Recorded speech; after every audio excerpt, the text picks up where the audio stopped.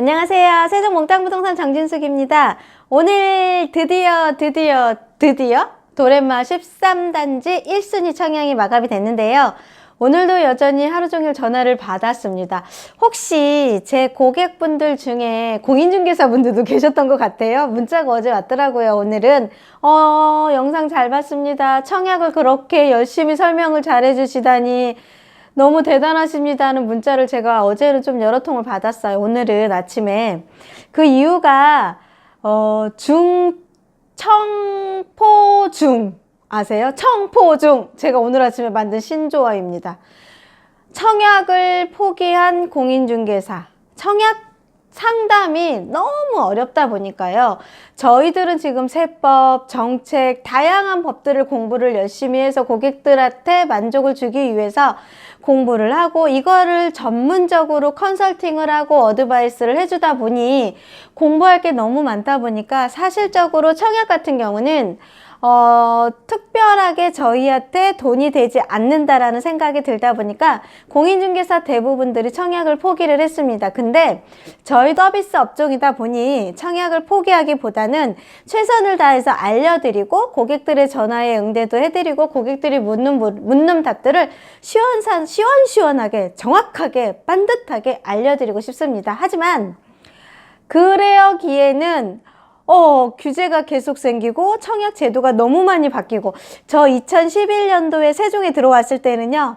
청약이요. 그냥 6개월 이상 되셨어요? 청약 예치금 200만 원 넣으셨어요? 그러면 청약 가능하세요. 1순위 되세요. 이러면서 재당첨도 없었고 각종 다양한 분야도 없었고 또 특별 공급이 청약 세대 물량의 15%밖에 없었다 보니까 특별 공급에 대해서 그렇게 관심과 비중을 두지 않았습니다. 그리고 특별 공급 대상자들은 특별하게 대우를 해주는 상태였기 때문에 기관에서 다들 알아서 청약을 알려주고 해당 기관에서 이렇게 관리를 해주고 하다 보니 실질적으로 저희 공인중개사들이 알아야 될 부분도 별로 없었고 일반인 분들도 많이 없었는데 정부가 이렇게 특별공급, 생애 최초, 국가유공자, 장애인, 각종 이렇게 기관 추천들 하시는 분들한테 우선공급이라고 하죠. 특별공급을 해주기 위해서 먼저 이 제도가 15% 물량이었던 게 계속 실거주자들한테 물건을 주고 그 다음에 특별공급 물량을 공공분양 같은 건 계속 늘리다 보니 민간도 많이 늘어났잖아요. 늘리다 보니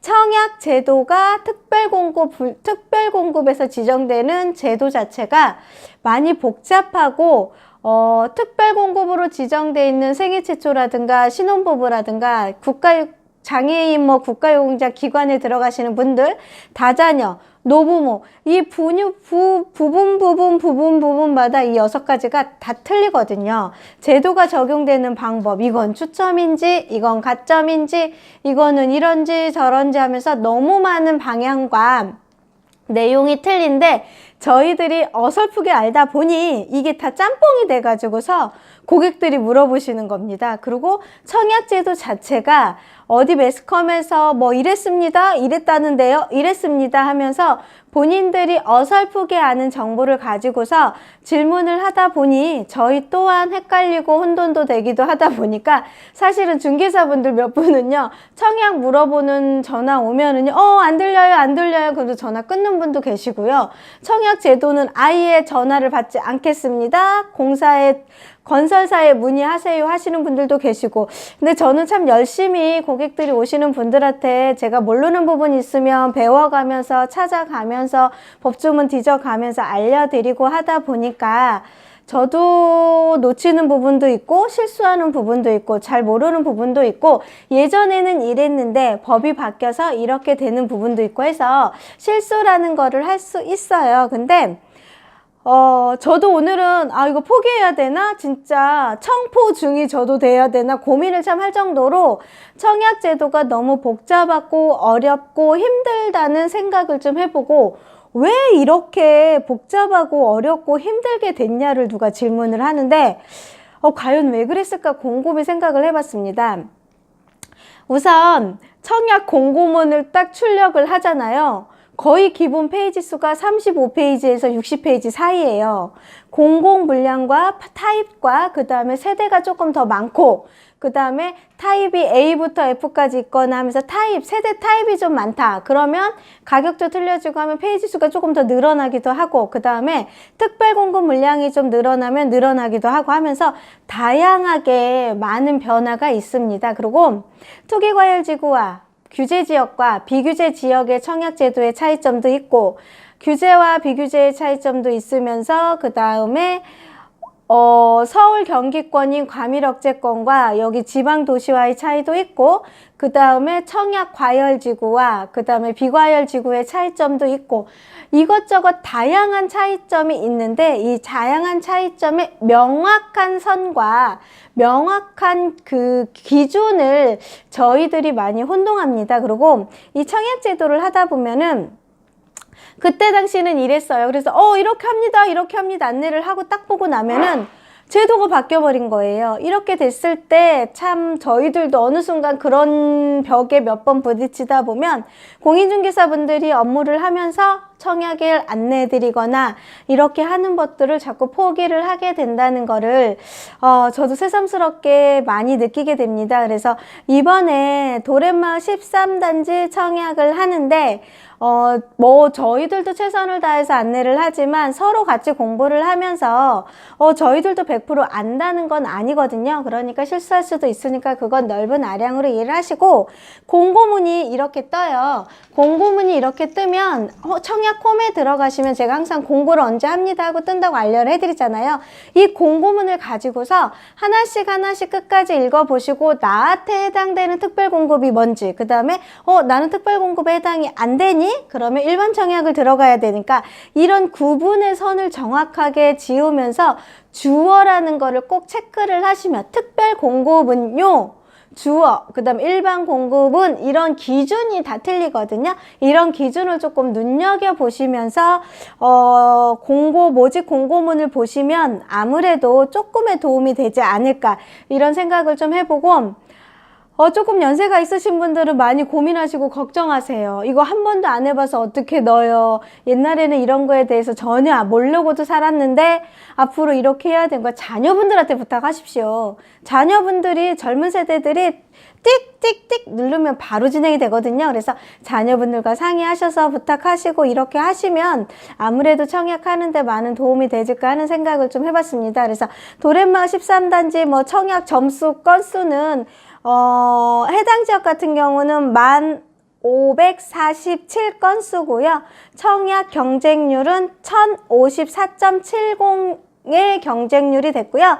기타는 59,680건수가 접수가 됐고요. 경쟁률은 7,021.70대 1이 경쟁률이 됐습니다. 그래서 7,000대 1의 경쟁률이 됐다고 보시면 될 것 같습니다. 그래서 물론 세대수가 작았고 그 다음에 공급 물량이 작았는데 혹시 청약이 안 되셨더라도요 절대로 포기하지 마시고요. 다음에는요 가락마을 6단지 7단지도 청약이 예정이 돼 있습니다.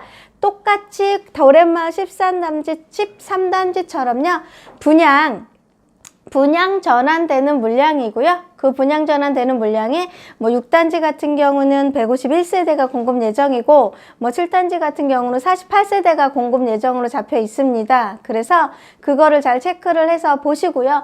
그 다음에 아마 가락마을 6, 7단지보다는요 엘리프 세종이 아마 공공으로 세팅이 먼저 될 것 같습니다.